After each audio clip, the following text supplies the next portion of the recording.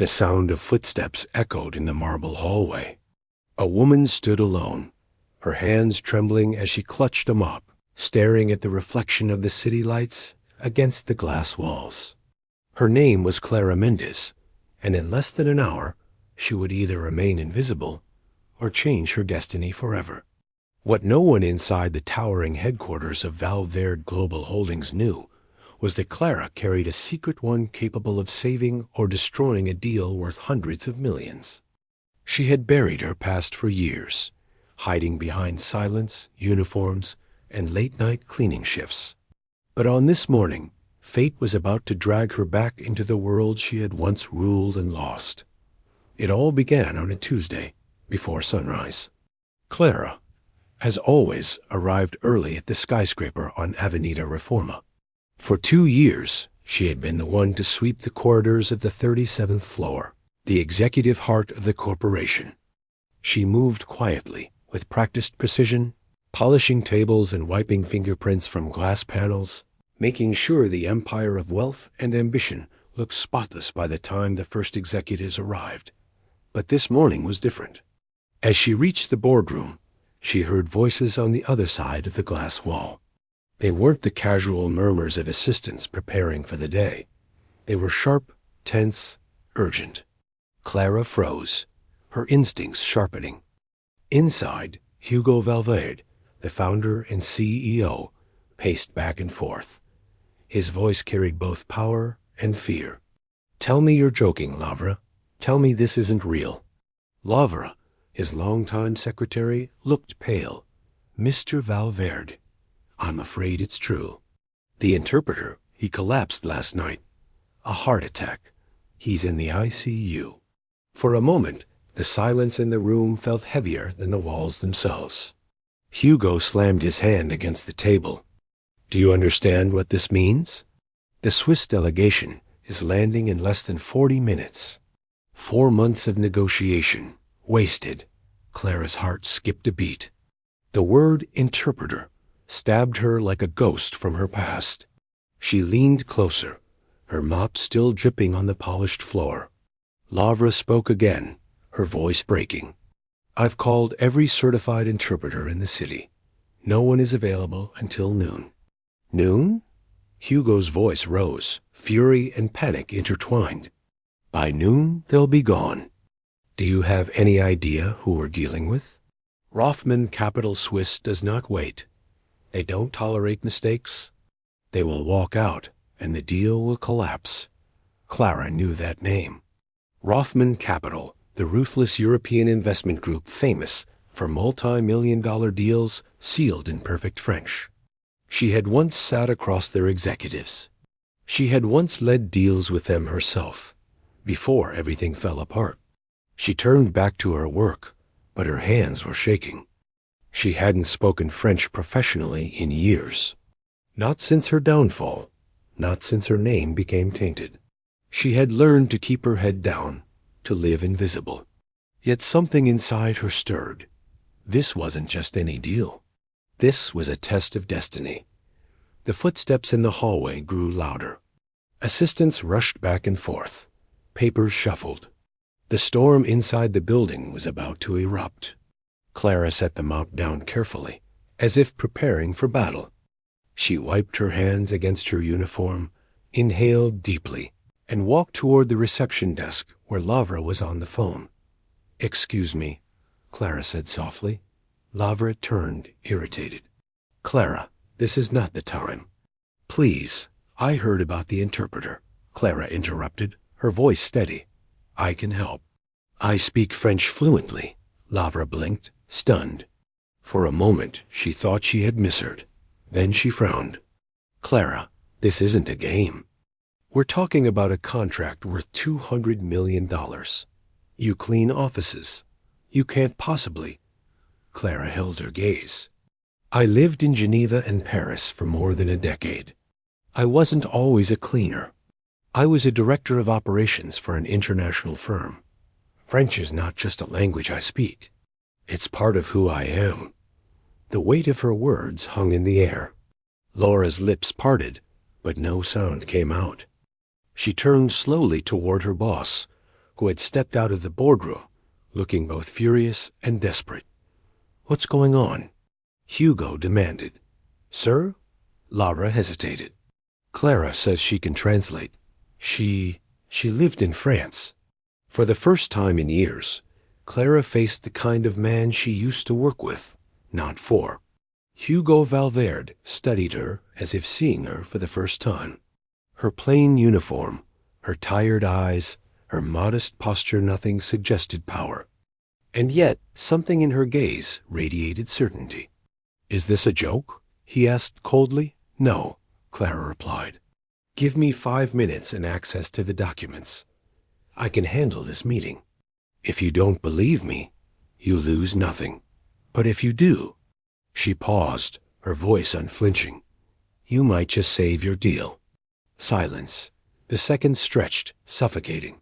Finally, Hugo exhaled sharply. "Lavra, get her into the executive wardrobe. Find her something professional. Daniel, delay the Swiss delegation by 10 minutes. Do it now." Everything happened quickly. Clara was whisked into a private dressing room. A navy blue suit, sharp and elegant, was placed in her hands.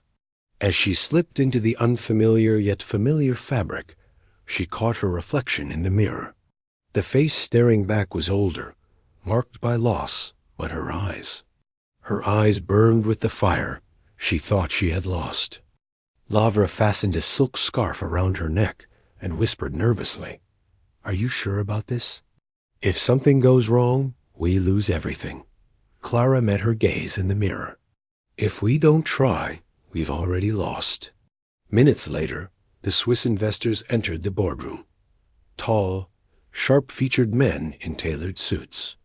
At their center was Jean-Luc Rothman, the group's financial director, his expression cold, calculating. He scanned the room with disdain until his eyes landed on Clara. "Who is she?" he asked, his French crisp and commanding. Clara stepped forward, every word flowing like water. "Monsieur Rothman, soyez le bienvenu. C'est un honneur de vous recevoir aujourd'hui." A ripple passed through the room.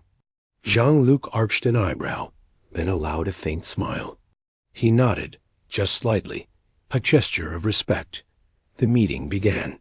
At first, Clara translated with flawless precision, carrying every technical term, every financial nuance across languages without hesitation. But soon she did more than translate. She explained, softened tensions, highlighted advantages without sounding rehearsed. She wasn't just repeating words, she was negotiating. Hugo sat silently, watching in disbelief. His cleaning lady was dismantling obstacles, building bridges, and commanding respect in a way he had never seen. When Jean-Luc challenged the guarantees of the project, Clara responded directly in French, her tone firm yet elegant. She referenced Mexican regulations, compared them with European precedents, and even proposed an additional clause that satisfied both sides. The room shifted. The once icy Swiss delegation began leaning forward, nodding, listening not to Hugo, but to her. By the time the final page of the proposal was reviewed, Jean-Luc extended his hand across the table. "Madame, votre expertise est rare. Exceptionnel." Clara accepted the handshake with composure, though inside her heart pounded. The deal was alive. The future had shifted. When the investors finally left, the room remained silent. Hugo turned to Clara, his face unreadable. "What the hell just happened?" he whispered. Clara lowered her eyes. "I only did what I used to do." "You used to do?" Hugo repeated, incredulous. "Yes," she admitted. "Before I lost everything." The room was still. Papers lay scattered across the polished oak table, and the faint hum of the city below seeped through the floor-to-ceiling windows. Hugo leaned forward, his eyes locked on Clara as if trying to decipher a riddle. "You negotiated with them like you'd been doing it your entire life," he said slowly. "Who are you, really?" Clara hesitated. She hadn't told her story in years. She had buried it so deep that even speaking the words felt dangerous. But now, under the weight of his gaze and the silent curiosity of Laura and the assistants who had lingered, she knew there was no going back. "I was someone else once," Clara began quietly. "4 years ago, I lived in Switzerland. I was the director of operations for a multinational firm based in Geneva. I spoke in boardrooms like this almost every day. I managed teams, closed deals, built partnerships. I had a husband, a son in private school, a life people envied." Her voice faltered, but only for a second. "Then I discovered that the man I trusted most, my husband, was using our accounts to launder money. When the authorities came, they investigated both of us. He was convicted. I was cleared. But my name was ruined. No one would hire me. Not in Geneva, not in Paris, not even here. Every search engine tied me to his crimes. My reputation died overnight. I lost everything except my son." The confession fell like a stone in the middle of the room. No one spoke. Finally, Hugo broke the silence. "So you ended up here, cleaning offices?" "Yes," Clara said. Her tone wasn't bitter. It was factual. "I took the first job I could find. I needed to feed my son, keep a roof over our heads. I thought I could live invisible, that my time in boardrooms was over. But today—" She glanced at the empty chairs where the Swiss investors had been. Today proved otherwise. Hugo leaned back, studying her as if weighing a decision that could not be undone. Then he spoke, his voice sharper now. "Clara, you just saved a $200 million contract. Do you understand that? You didn't just translate, you fought for us. You led the room." Clara shook her head gently. "No, I only remembered who I was." But Hugo wasn't convinced. He turned to Laura. "Cancel my afternoon schedule." Then back to Clara. "You and I need to talk." They met in his private office, a sprawling space overlooking the city. Clara sat stiffly in one of the leather chairs, her borrowed suit still crisp, but her hands clasped tightly on her lap. Hugo stood by the window, silent for a long time, before he finally spoke. "You're wasted in a cleaning uniform," he said bluntly. "You don't belong there." Clara smiled faintly, but her eyes betrayed a flicker of pain. "I don't belong anywhere, Mr. Valverde. My past follows me." Hugo turned sharply. "The past doesn't erase talent. Today you showed me something rare. Not just skill, courage. You stepped in when the rest of us were paralyzed. That's leadership." He walked closer, lowering his voice. "I want you to join me, not as an interpreter, as a partner. Help me expand Valverde Global into international markets. Be at the center of something bigger than either of us." Clara stared at him, stunned. For a moment, she thought she had misheard. You're offering me a position?" "Not a position," Hugo corrected. "A partnership. 20% equity in our new international division. With your experience, with your vision, we could conquer markets we've never touched before. I want you beside me." Her heart raced. For years she had dreamed of returning, of proving herself again, but it felt impossible, unreachable. And now, here it was, offered so suddenly, so powerfully. But she wasn't the same woman who once sat at mahogany tables in Geneva. She was someone forged in fire, tempered by loss. She couldn't just say yes. "If I accept," Clara said carefully, "there will be conditions." Hugo's eyebrows lifted. "Conditions?" "Yes." She sat straighter now, her voice steady. "First, I want a 30% raise for all cleaning staff. This company gave me a lifeline when no one else would.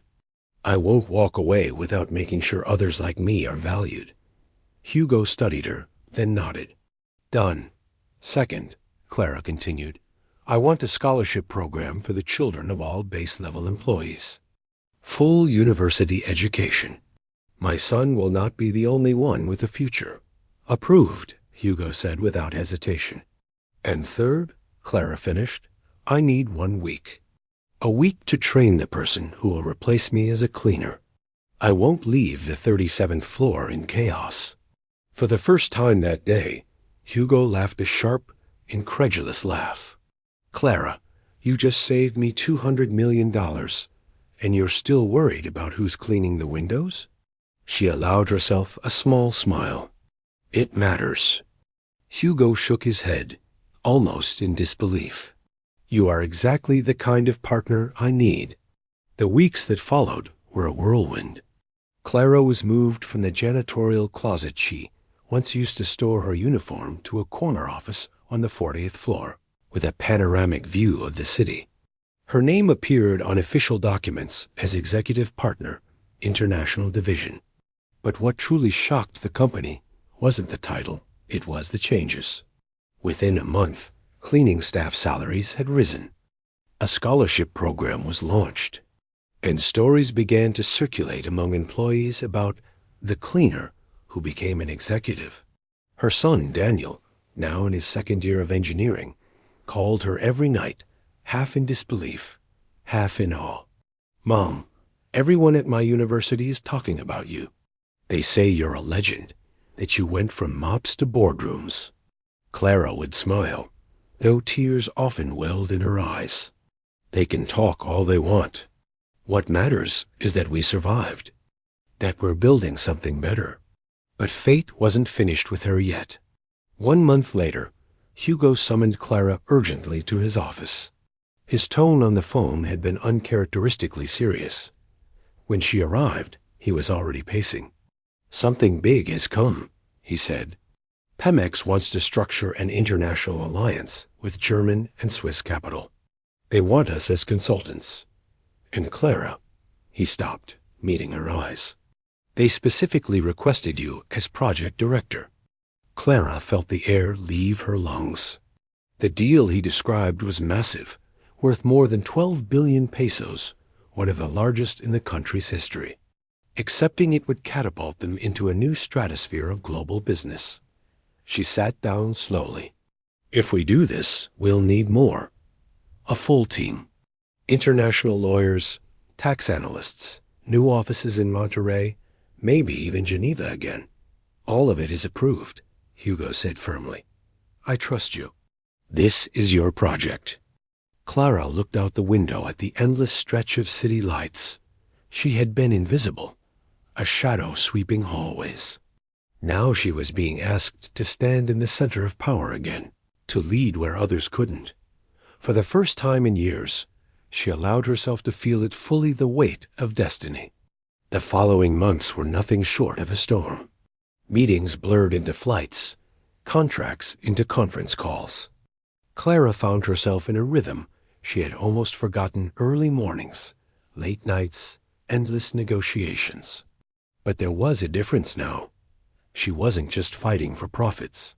She was fighting for people, for a vision bigger than herself. The Pemex project quickly became the centerpiece of Valverde Global's expansion. German and Swiss representatives flew in weekly, filling the boardrooms with heavy accents, spreadsheets, and projections. And every time they met, Clara was at the head of the table, not Hugo. Her ability to balance cultures, to bridge differences, to disarm even the most arrogant investors with facts and dignity, made her indispensable. Soon, foreign executives weren't addressing Hugo Valverde at all. They were addressing Clara Mendez. One evening, after a 12-hour marathon of negotiations, Hugo lingered in the boardroom as the others left.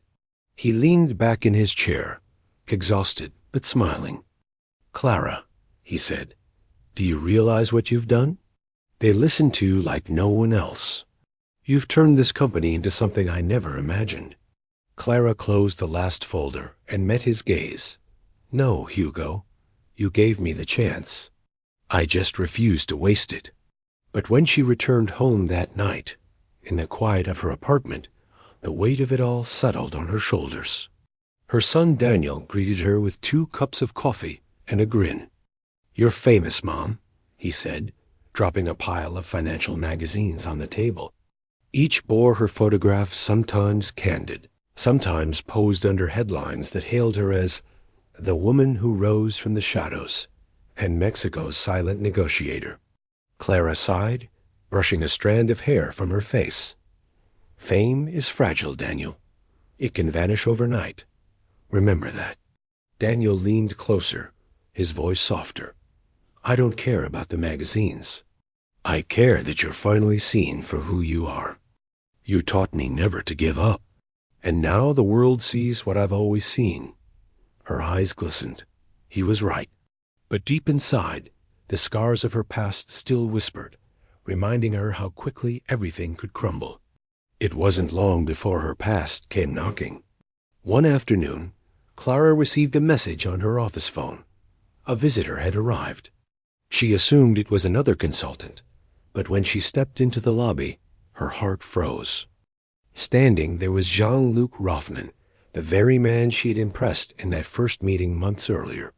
Madame Mendez, he said with a courteous bow of the head. May I request a few minutes of your time? They sat in a quiet lounge, away from the ears of executives. Jean-Luc's sharp eyes studied her. You've made quite a name for yourself, he began. I've followed your progress. Impressive. Clara folded her hands calmly. Flattery isn't your style, Jean-Luc. Why are you here? He smiled faintly. Direct as always. I'm forming a new investment firm, focused not only on profit, but on social impact. I want you as a global advisor. The offer struck her. It was tempting, prestigious, lucrative, international. Once she would have leaped at the chance. But she had changed. Thank you, she said carefully. But my work here isn't finished. I'm building something that matters, something rooted in opportunity for others. I can't walk away from that. For the first time, Jean-Luc's composure cracked, revealing genuine respect. He nodded. Then I admire you even more. Refusing fortune for principle, that is rare. As he left, Clara felt a strange peace. She had said no to power once craved, and it hadn't broken her. In fact, it strengthened her resolve. The Pemex deal concluded successfully after months of grueling negotiations. The contract was historic, cementing Valverde Global as a key international player. Clara stood at the signing ceremony, flanked by government officials, foreign investors, and cameras. For once, she wasn't a shadow behind someone else's name. She was at the center, acknowledged, respected. But even in victory, Clara never forgot where she had come from. She doubled the budget for the scholarship program.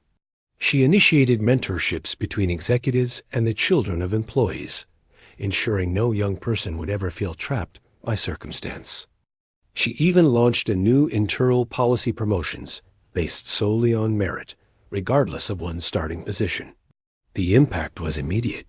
Stories of transformation began to circulate through the company. An office clerk promoted to junior analyst, a receptionist enrolled in business school with full sponsorship. Slowly, Valverde Global became known not just for its financial success, but for its culture of second chances. And at the center of it all was Clara. One night, after another long day, she and Daniel shared dinner in their new apartment in Condesa. 3 magazines with her face on the cover lay on the table between them. Do you remember? Clara asked softly. When we lived in that little room with the leaking roof? When we ate nothing but rice and eggs for weeks? Daniel chuckled. Of course I remember. I also remember telling you that you'd be a boss again one day. Clara smiled, tears threatening her eyes. And you were the only reason I believed it. You gave me strength when I had none. They embraced, holding on longer than usual, both aware of how far they had come. But destiny wasn't done testing Clara. A year after the Swiss meeting that changed her life, Clara was invited to the Latin American Business Congress, one of the most prestigious gatherings in the region. The auditorium rimmed with executives, entrepreneurs, journalists, and students. Hugo and Daniel sat in the front row, pride written across their faces. Clara stepped onto the stage, the spotlight illuminating her. She adjusted the microphone, her voice steady. Just over a year ago, she began, I was cleaning offices in this very district. I don't say that with shame, I say it with gratitude. That job allowed me to feed my son, to survive when the world had turned its back on me. But it also taught me something vital. The worth of a person is not defined by a title, but by their dignity. The room fell silent, every word sinking deep. Today, as a partner of one of Mexico's fastest-growing firms, I can tell you something I learned through pain.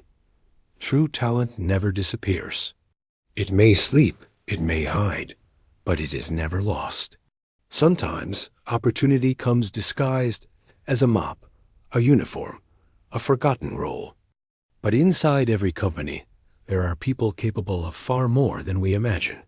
All they need is someone to say, I trust you. Applause thundered through the hall, rising like a wave. Clara stood tall, accepting the ovation not as validation for herself, but as proof of the message she carried. When the ceremony ended, she was presented with the award for Executive of the Year. Daniel rushed onto the stage, tears in his eyes, and hugged her tightly. You're my greatest pride, Mom, he whispered. Clara closed her eyes, holding him close. No, Daniel. You're my greatest victory. Back at Valverde Global, Hugo met her in his office the next day. Plans for a new expansion into Colombia lay on his desk. Did you ever imagine we'd get here? He asked, shaking his head in wonder. Clara looked out at the skyline, her voice calm. No, I imagined spending my life cleaning bathrooms, invisible. But now, she turned back, her gaze fierce. Now I know that every fall can become a flight. Every end can be a beginning. Hugo extended his hand. Thank you, Clara, for proving to me that talent has no uniform, and courage has a name, yours. She took his hand, sealing not just a partnership, but a promise to keep fighting for second chances, not only for herself, but for everyone who needed one. Months passed, and with every achievement, Clara's reputation expanded beyond Mexico. Articles were written in international outlets, praising her as the CEO maker, the woman who turned failure into power, and a millionaire of integrity. But Clara never once let those titles cloud her judgment. She remembered too clearly the silence of empty nights, the taste of hunger, the humiliation of being dismissed as nothing. She carried those scars with her like invisible medals, proof of battles fought in the shadows. Yet with recognition came enemies. Not everyone applauded her rise. Some executives resented her influence, whispering that she was just a cleaner given too much credit.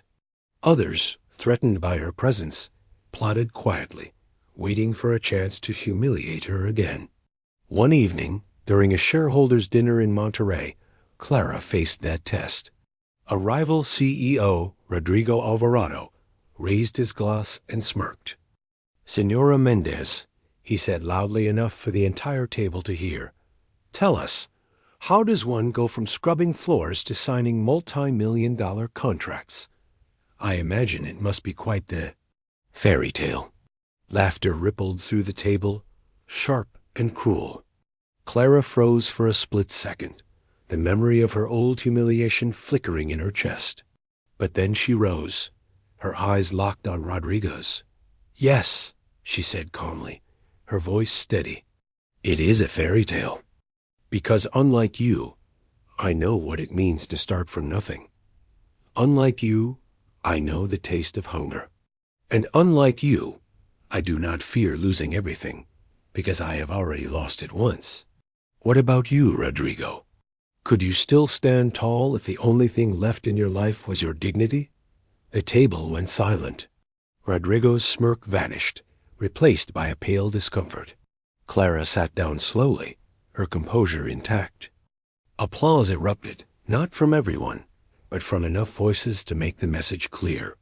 Daniel, watching from across the room, later told her, "That was the moment, Mom. The moment you stopped being a survivor and became a legend." Her influence grew, but so did her vision. Clara realized that her success could not just be about contracts and profits. it had to mean more. She founded the Mendez Initiative, a foundation dedicated to helping single parents re-enter the workforce with dignity. The program offered training, scholarships, and job placements. Within a year, it had touched hundreds of lives. At one of the foundation's first events, Clara walked through the crowd of mothers and fathers, clutching their children's hands. Many approached her with tears in their eyes. "Senora Mendez, because of you, I have a job again. My daughter can finally study. You gave me back my dignity." Each word pierced her heart. She smiled, hugged them, and whispered, "Don't thank me.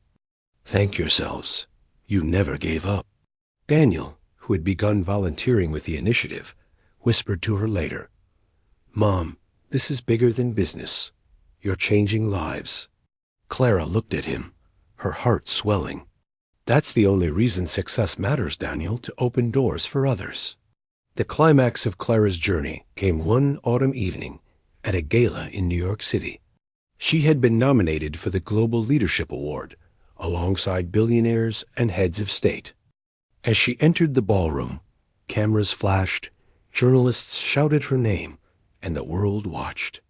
But beneath the glamour, Clara carried the same humility that had once guided her mop strokes in silence. When her name was announced as the winner, the applause was deafening. She walked to the stage, her heels clicking against marble, her son and Hugo watching proudly from the front. Clara paused at the microphone, gazing out at the sea of powerful faces. Then, in a voice that cut through the noise, she spoke, "I am honored.